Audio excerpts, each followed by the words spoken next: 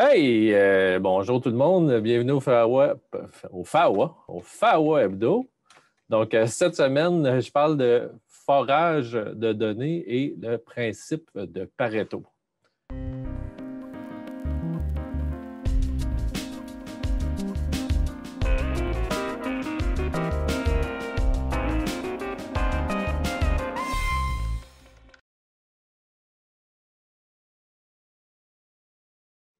Donc, on passe ça. Je suis tout seul cette semaine. Jean-François Lanoux est en congé. Donc, principe de Pareto, c'est un principe qui est assez vieux.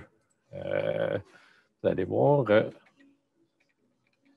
principe de Pareto, ça a été inventé par M. Pareto, justement. Donc, qu'est-ce que c'est le principe de Pareto? C'est aussi appelé la loi de Pareto. Donc, c'est un principe, c'est le principe du 80-20. Donc, la loi du 80-20, ça dit que quand on fait une observation statistique, 80% des effets sont le produit de 20% des causes. Donc, on va voir ça cette semaine. On va aussi voir le forage des données. Donc, M. Pareto, je vous le présente, c'est lui-ci. Donc, il a inventé ce principe-là en 1870. Donc, c'est pas jeune. Moi, quand j'ai vu cette image-là de Vilfredo Pareto, je trouvais qu'il avait l'air d'avoir une barbe des séries.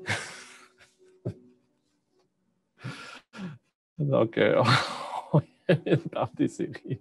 Donc, on va aller voir c'est quoi le principe de Pareto. Donc, le principe de Pareto, l'idée, c'est de créer, quand on a plein de données, on va revenir ici là, parmi vous. Donc, quand on a plein de données, on va trier ces données en deux parties. Donc, on va prendre, dans le fond, les données significatives. Comme on disait tantôt, il y a peut-être 20% de nos données qui sont vraiment significatives. Puis, on va mettre l'autre 80% de côté. Donc, ça nous permet de se concentrer sur les problèmes vitaux, donc les choses les plus importantes, parce qu'il y a beaucoup de bruit dans les statistiques. Donc, on continue. Des exemples d'application du principe de Pareto. Il y en a dans plein de domaines. Par exemple, dans la gestion des stocks, là, on va parler de la loi ABC. Là. En fait, les gens vont classer leurs produits ABC. Donc, on va dire que les ressources qui représentent 60 à 80 du chiffre d'affaires, donc tous les produits qui font notre 80 de notre chiffre d'affaires, on les met dans les A. Ceux qui font le 5 à 10 restant, on va les mettre dans les B, puis on va mettre dans la classe C toutes les autres ressources. C'est bien ça. Donc, dans le A, 70 à 80 dans le A, dans le B, on va avoir une autre partie, puis on a un paquet de produits souvent qui ne sont pas très représentatifs. Donc, dans la gestion des stocks, on voit ça ABC. Dans la gestion des ventes, on va dire que souvent, 80 de nos ventes sont représentées, sont faites chez 20 de nos clients. Même chose dans la gestion des clients. Dans les services, par exemple, 80 des réclamations proviennent de 20 des clients. Dans la gestion de projet, on dit souvent que ça prend 80 de l'effort pour réaliser le 20 restant. C'est un classique, là, tout le monde connaît ça. Donc, toutes ces citations-là, ça vient d'une référence à la loi de Pareto. Ça s'applique même au SEO, le référencement au niveau des engins de recherche. On dit que 20 du trafic provient, dans le fond, 20 du trafic, 80 du trafic provient de 20 des mots-clés. En gros, là, si vous allez voir les règles, il y en a de multiples exemples. Donc, au niveau Pareto, c'est ça. Au niveau du forage, donc on parle aujourd'hui du forage et de Pareto. Pareto, c'est diviser des choses importantes versus des informations qui le sont moins. Le forage des données, nous, on en parle très souvent, c'est un processus de recherche qui permet de trouver des corrélations dans les données. On en a déjà parlé dans un autre PowerWeb 2. Trouver des informations nouvelles, dégager des tendances ou détecter des erreurs. Donc, comment est-ce que ça se fait? En fait, pourquoi on fait du forage des données? En faisant mes recherches, nous, j'ai écrit des articles sur le forage des données, on en fait beaucoup dans Power, on aide nos clients à faire ça. Donc, c'est quoi les facteurs qui poussent les entreprises à se tourner de plus en plus vers le forage des données? Il y a une étude qui a été produite par l'ETS, même qu'on a trouvée sur Internet, qui explique pourquoi il y a de plus en plus de besoins par rapport au forage des données. Donc, en gros, il y a de plus en plus de compétition. Donc, les gens vont trouver dans les données une façon de se positionner. Aussi, on en a déjà parlé, maintenant, les gens reconnaissent qu'il y a beaucoup de data, puis qu'il y a des opportunités cachées dedans et qu'il faut trouver une façon de les exploiter. Puis aussi, on a maintenant les données sont beaucoup mieux intégrées, donc on peut les exploiter. Les technologies ont évolué. Donc, il y a une série de facteurs qui font en sorte que les entreprises utilisent de plus en plus les données et vont faire du forage. Donc, pourquoi aussi on fait du forage? C'est quoi les bénéfices? Bien, c'est parce que c'est une façon rentable d'explorer les données, le forage. Par rapport à juste regarder des rapports sommaires ou essayer de naviguer dans le data de façon non structurée, quand on fait un bon forage, on réussit à extraire de la valeur des données plus rapidement. Ça nous permet de prendre des meilleures décisions. On peut analyser beaucoup plus de data, puis on peut trouver des exceptions aussi. Nous, on va très souvent parler des worst offenders. Donc, trouver dans un, tu sais, si j'ai 60 000 produits, trouver dans mes 60 000 produits les produits qui sont les pires vendeurs ou qui ont les pires performances ou les meilleurs, le forage des données va me permettre de faire ça. Donc, vous allez trouver sur le site de Davidé, j'avais écrit un article justement sur la stratégie de forage des données. Ça explique un peu l'arbre de décision par lequel on passe, par exemple, pour faire du forage de données. Donc, par exemple, si on est dans le domaine des ventes, on va dire, OK, je veux savoir, est-ce que mon objectif est atteint? Est-ce que mon objectif de vente est atteint? S'il est atteint, oui, mais je vais dire, OK, je vais forer justement, je vais aller poser une deuxième question. Est-ce qu'il est atteint par détaillant, par exemple? Ensuite de ça, je vais dire par magasin. Donc, est-ce que mon objectif par catégorie est atteint? Est-ce que je peux améliorer mes top sellers? Donc, le forage, c'est d'avoir cette capacité-là de répondre à des questions dans l'ordre. Donc, si je n'ai pas atteint mon objectif, mais c'est pourquoi? Donc, on va forer dans les données pour répondre à ces questions-là. Donc, on va aller voir dans Power. Je vais vous montrer un exemple spécifique de comment on peut utiliser. On a un nouveau module, le Metric Report. Rapport métrique, là, vous excuserez mon exemple en anglais aujourd'hui, qui nous permet justement de faire du forage dans les données. Donc, je vais partager mon écran sur lequel j'ai ma présentation Power. Juste un petit instant. Écran, slide, PowerPoint, forage. Où est-elle, cette présentation? Ici. OK, parfait. Voilà. Donc, OK, nous voilà dans Power. Donc, on a parlé de deux principes, le principe Pareto, puis le forage. Donc, ici, dans mon exemple, j'ai une analyse de vente qui me présente mes chiffres, mes ventes des 6 derniers mois. On va juste aller s'assurer que nos ventes, on les voit, par exemple, en dollars.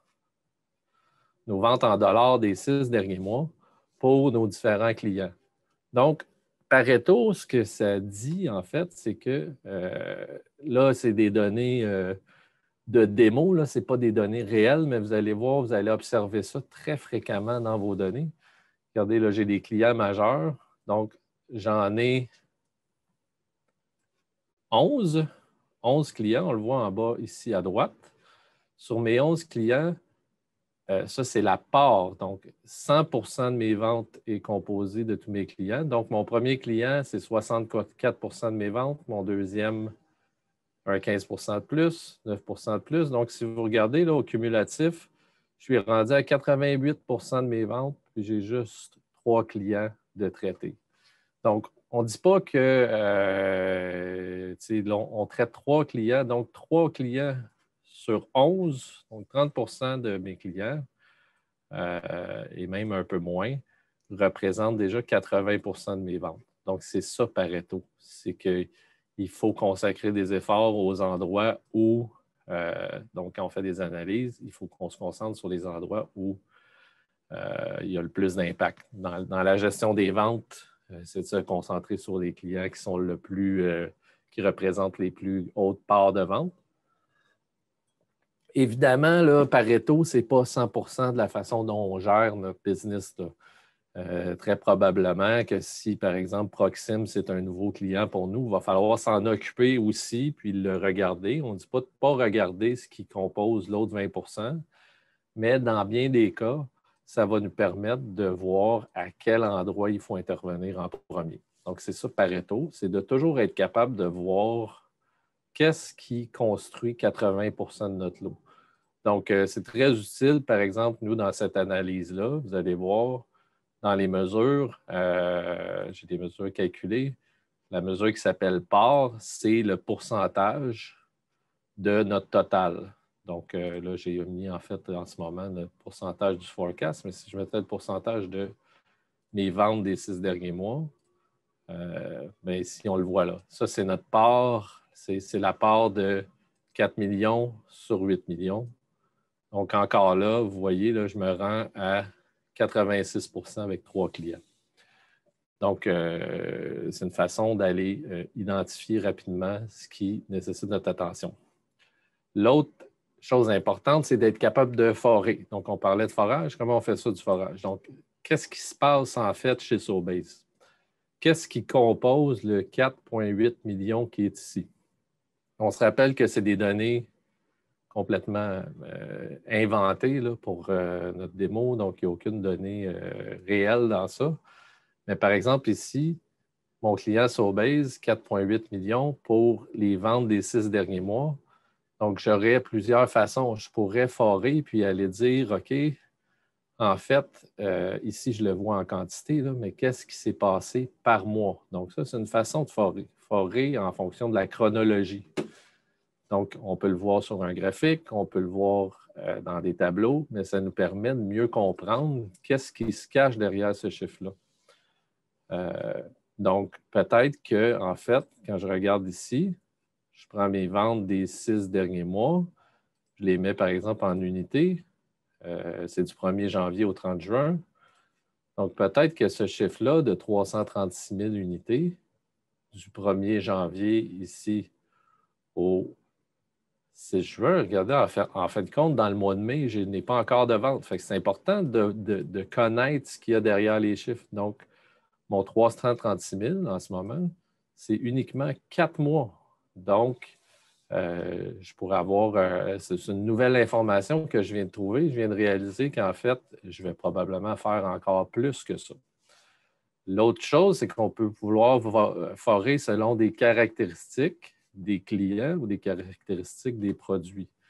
Donc, nous, dans notre cas, on a dit, OK, on va regarder le client. Puis le deuxième niveau, c'est notre famille de produits. Donc, Sobase, là, je peux voir mes grandes familles de produits. Donc, on voit que, par exemple, Starfly, c'est ça notre chiffre, puis Manpower, c'est soit notre chiffre. Puis évidemment, comme on l'a dit précédemment dans d'autres présentations, ça prend toujours une valeur comparative là, pour être capable de faire une analyse intelligente. Donc là, je vais voir mes ventes des 6 derniers mois, je vais les comparer, par exemple, aux ventes de l'année dernière. Là, il y a une pertinence. Mais le point du forage, c'est d'être capable, justement, d'aller voir nos données détaillées rapidement. Donc, Sobase, Starfly, et là, notre TSU, c'est Trade Setting Unit. En fait, ça va être notre produit. Donc là, je peux descendre jusqu'au niveau produit.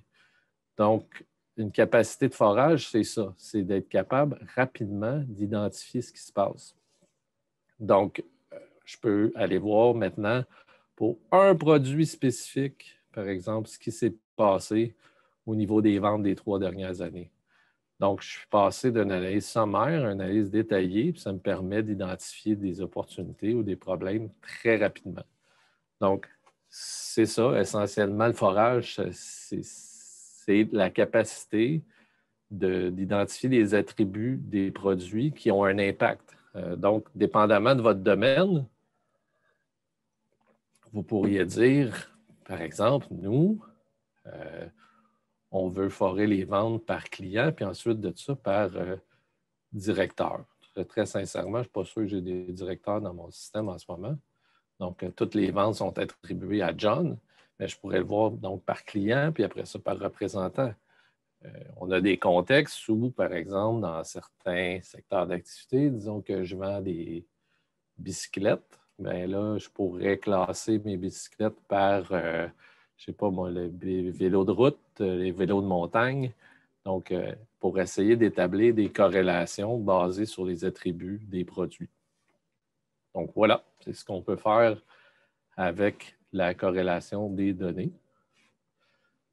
Donc, la corrélation des données, pas la corrélation, le forage et Pareto. Donc, Pareto nous permet d'identifier les produits qui sont le plus significatifs et le forage nous permet de naviguer dans le data.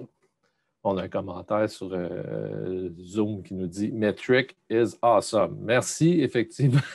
On est très fiers de ce nouveau module-là de Metric qu'on a développé, qui est disponible sur demande. Donc, vous pouvez communiquer avec nous. Vous allez voir, c'est possible très simplement, comme vous l'avez vu pendant la présentation aujourd'hui, d'aller analyser un paquet de nature de données dans Power avec le rapport Metric.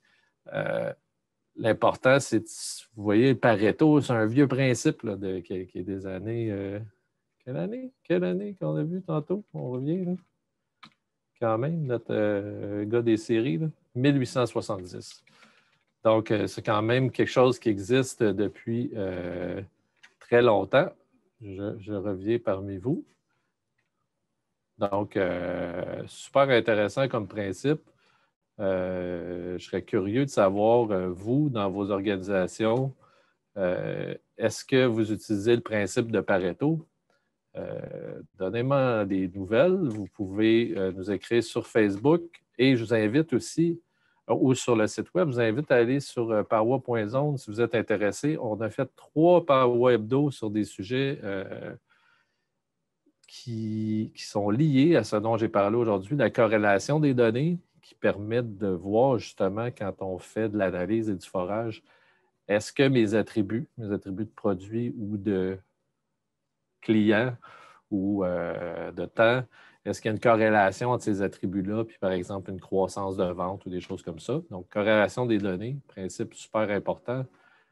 Des séries temporelles, donc on l'a vu aujourd'hui, puis aussi l'intelligence artificielle. Donc, par exemple, le Pareto et le forage, nous, on a un module dans Power pour les prévisions qui nous permet d'utiliser des stratégies de forage et des mécanismes de machine learning pour faire des prévisions. Donc, ça peut aller jusque-là aussi. Donc, aujourd'hui, je faisais de l'exploration manuelle des données, mais assez efficace.